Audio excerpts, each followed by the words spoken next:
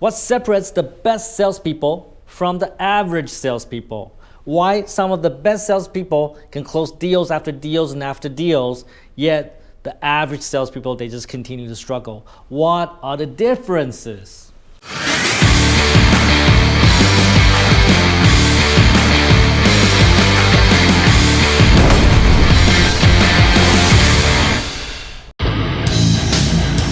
Take effing action, put it together, and subscribe to Tom Peng's channel on YouTube now. Yeah, I like it. It's crazy. I have been doing sales for the last maybe 25, 30 years. Started really early, like 19.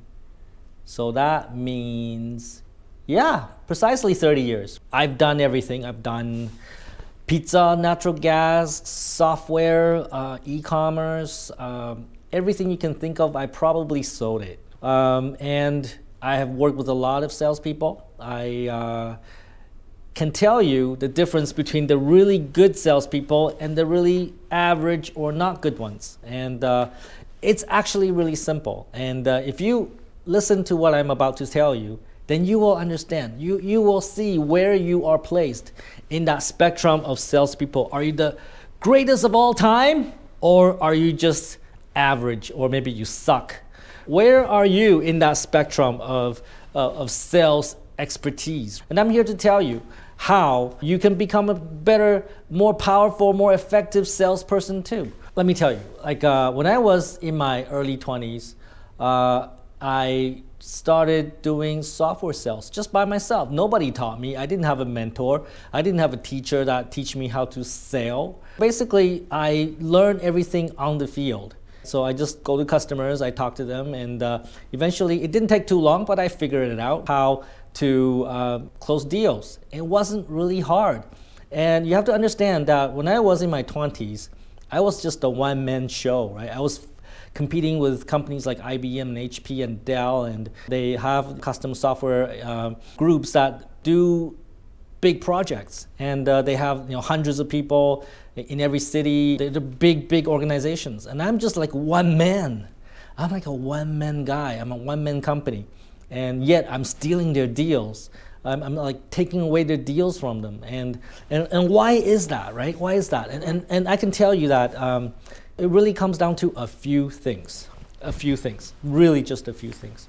One, you gotta come across as really smart. Doesn't mean that you have to be really smart. It just means that you have to come across as being really smart. That means like dress like you're successful. I don't go see a customer in a t-shirt, never. Especially I look really young. Like I always look 10 years younger than I do. When I was 20, I looked like 10. When I was 30, I looked like 20. So you gotta understand, I already have some disadvantages because when I go into a company meeting, I look so young. It's like I don't have credibility. Why should they trust a young guy, even though I'm actually 10 years older than they think I am? Because I have this deficit, I know I need to dress well. I need to go into meetings with suit because that will actually make me more slightly older and makes me more credible. It makes me look more successful. Then they believe me more. And moreover, like I always had a Mercedes S-Class since 1997.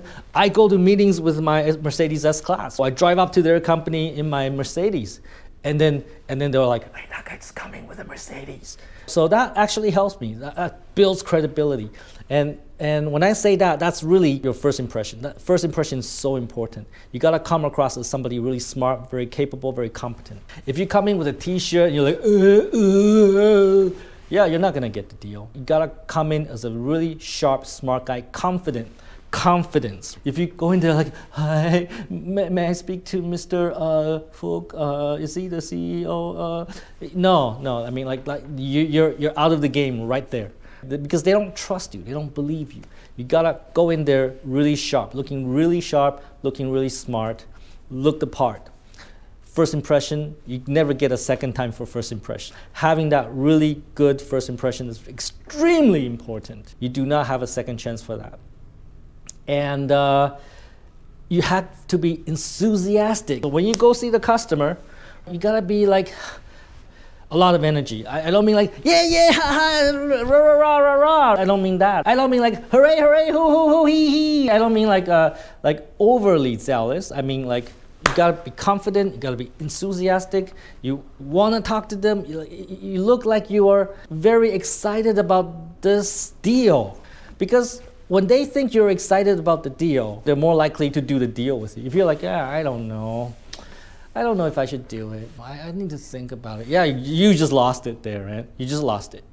Because your customers wanna do deals with people that are excited about what they're doing. It's very important. One, look really sharp, be very smart, come across as being very successful.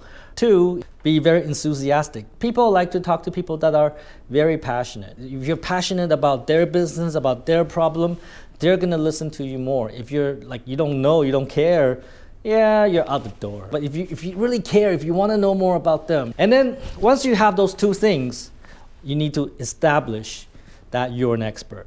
Because what do customers want? What do prospects want? They want to talk to somebody who's an expert that can solve their problems.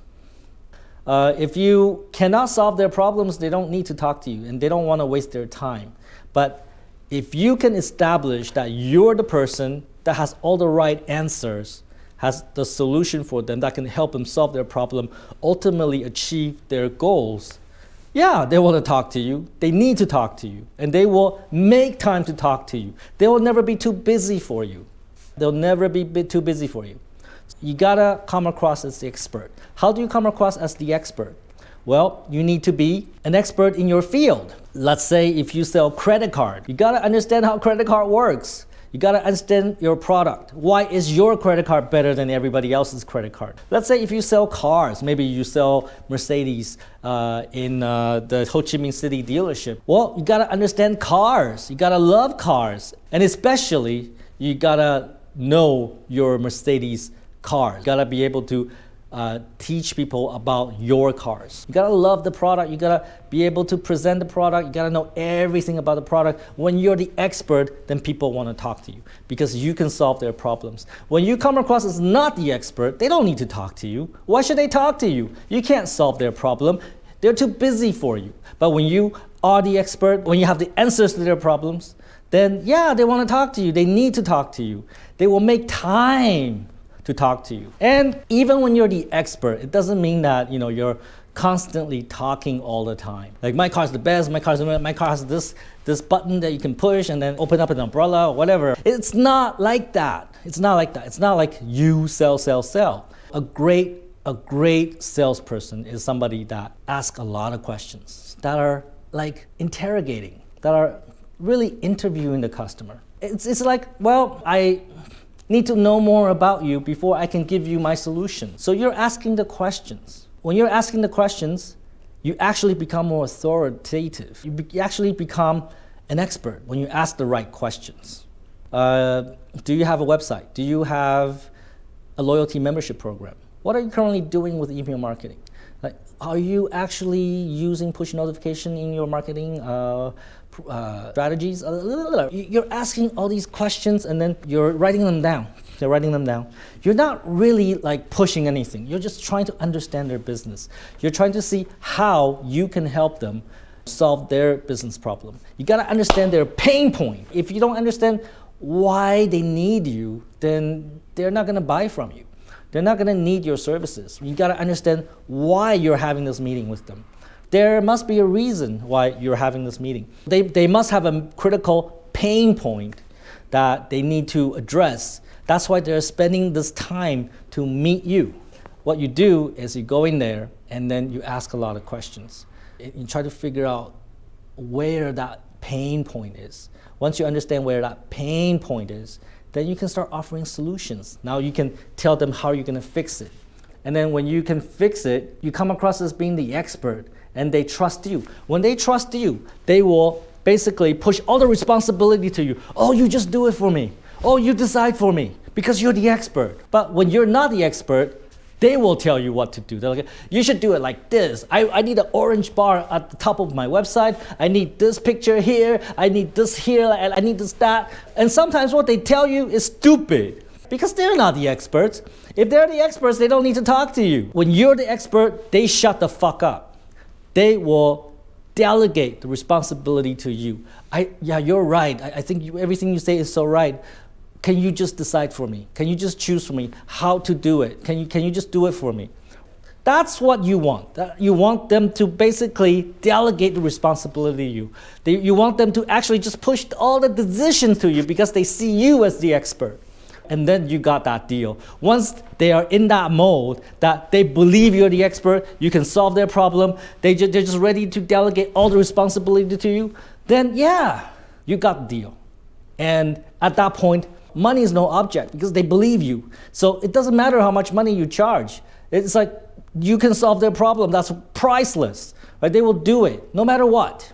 Every time I hear salespeople say, oh, the customer said the price is too high. Well, I don't hear that much lately, but every time my salespeople tell me that the customer says the price is too high, the first thing that comes to my mind is that you're a shitty salesperson because you obviously haven't communicated that you're an expert. You obviously haven't communicated the value of the product, so that's why the customers think the price is high because they don't even understand it. But once they understand, they will know that price is no object. Because they need the solution, it doesn't matter how much money they will pay to relieve the pain. If you have cancer, okay? Oh, I'm sorry. I mean, I don't wish that upon you. But let's say if you have cancer, you go to the hospital, and the doctor is the expert, and then you go to the doctor and then you say, I have cancer. Can you please help me? And the doctor says it's gonna cost you like 300 million dong, and you say it's too expensive.